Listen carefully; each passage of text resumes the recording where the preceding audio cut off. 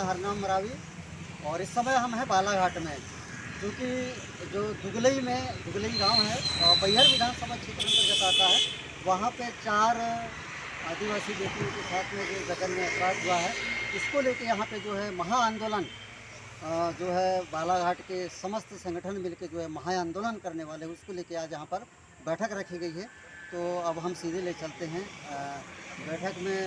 कुछ लोगों से पूछेंगे कि क्या रणनीति बनाई गई, कितने तारीख को जो है महाआंदोलन होगा, तो हम सीधे ले चलते हैं अंदर से बताया। स्टार्ट। सबसे पहले आप अपना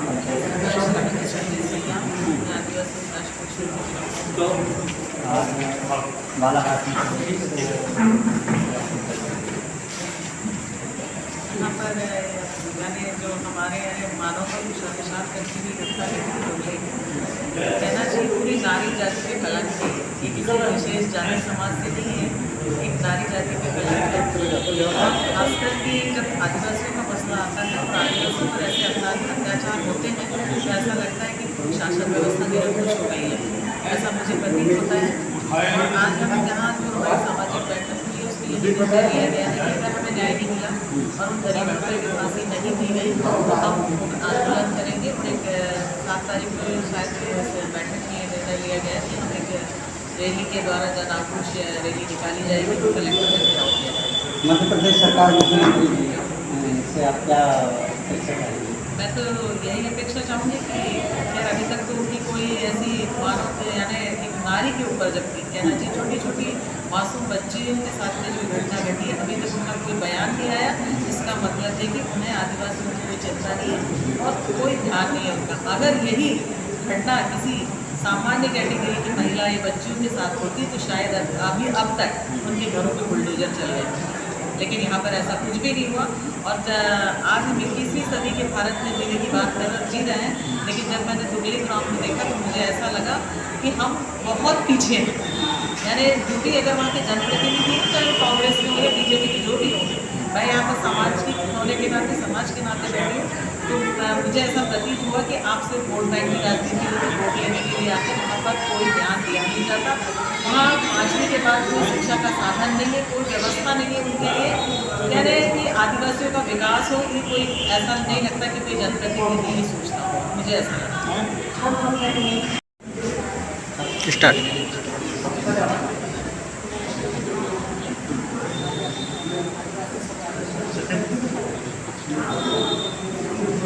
आज की बैठक में महिलाओं को क्या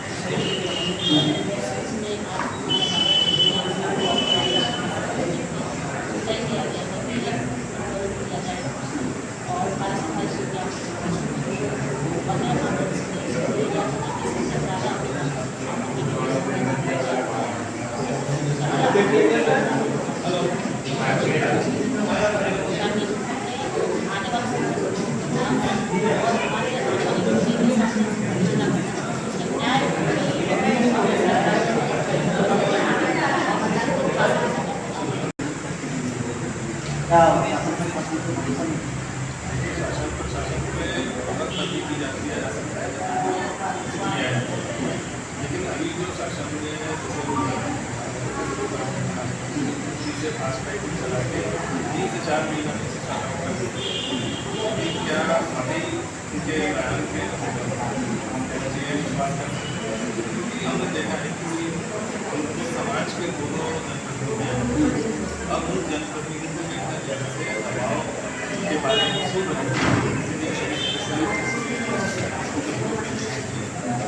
लगे हुए ये ना हो कि प्रशासन का भी दबाव डाला जाए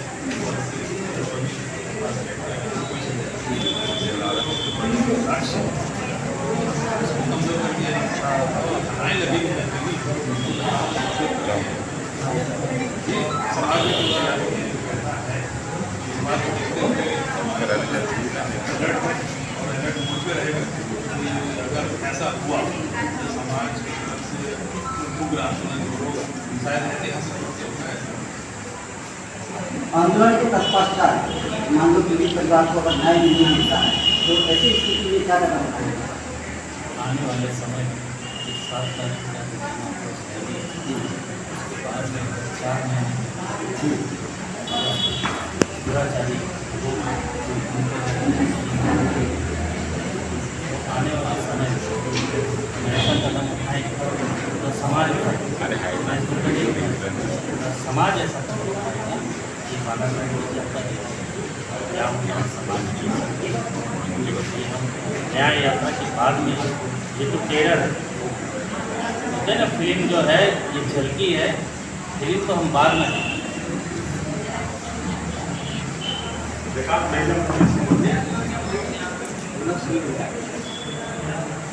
हमारे युवा से 7 तारीख के आंदोलन को 7 तारीख के आंदोलन को लेकर युवा पीढ़ी को तो क्या युवा वर्ग आप कहें? मैं आप लोगों को बताना चाहूँगा हमारे समाज में इतने सारे क्रांतिकारी हुए, अगर आप लोगों को उनसे उदाहरण लेना चाहे तो सीखिए तो आप शंकर साहब, रघुनाथ साहब, संग्राम साहब। मैं एक ऐसे वीर योद्धा के बारे में बताना चाहूँगा जो 22 साल में अंग्रेजों से लड़ाई के चक्कर में उन्होंने अपने देश के लिए प्राण दिए। उनका नाम था वीर बिरसा मुंडा। आप सभी लोग आदिवासी समाज के वीर युवा, आप एक खुद स्वयं में एक बिरसा मुंडा। घरों से निकलो, आप अगर ये सोचोगे कि ग्राम दुगले की बच्चियों के साथ दुष्कर्म हुआ है तो आप गलतफहमी में। आज जिस प्रकार से देश में और खासकर मध्य प्रदेश में आदिवासी बच्चियों के साथ बलात्कार हो रहा है तो आज हर एक आदिवासी युवा को आज वीर बिरसा मुंडा बनना पड़ेगा। और सभी युवाओं से निवेदन, 7 तारीख को अपने घरों से निकलिए, अपने अधिकारों के लिए लड़ें और वीर बिरसा मुंडा की तरह देश के लिए अपनी जाने। मेरा नाम देवीशी कुंबले और मैं कटनी क्षेत्र से हूँ और समाज से मैं जुड़ा हुआ हूँ और हमारे और हमेशा हमें जुड़े और परामर्श को समाज से मिलेगा उनके साथ में और अभी इसी कड़ी में क्या लग रहा है कि 7 तारीख को जन आंदोलन वहाँ पे शासन प्रशासन को मिलेगी समाज?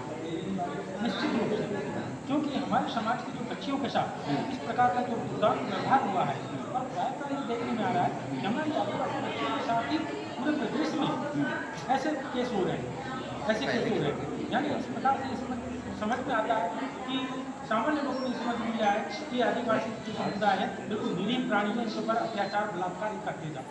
तो अब हम पूरे इसके विरोध में अब हम एकजुट होकर के और अब हम शक्ति दिखाना चाहते हैं कि अब हमारा समाज कमजोर नहीं है और हमारे समाज में, हमारे जिले में हमको ऐसे वरिष्ठ हमको नेतृत्व मिला है। दिनेश दुर्गत जी हैं, भुवन सिंह बोराम जी हैं, जो कि हमेशा समाज के लिए लड़ते रहे हैं।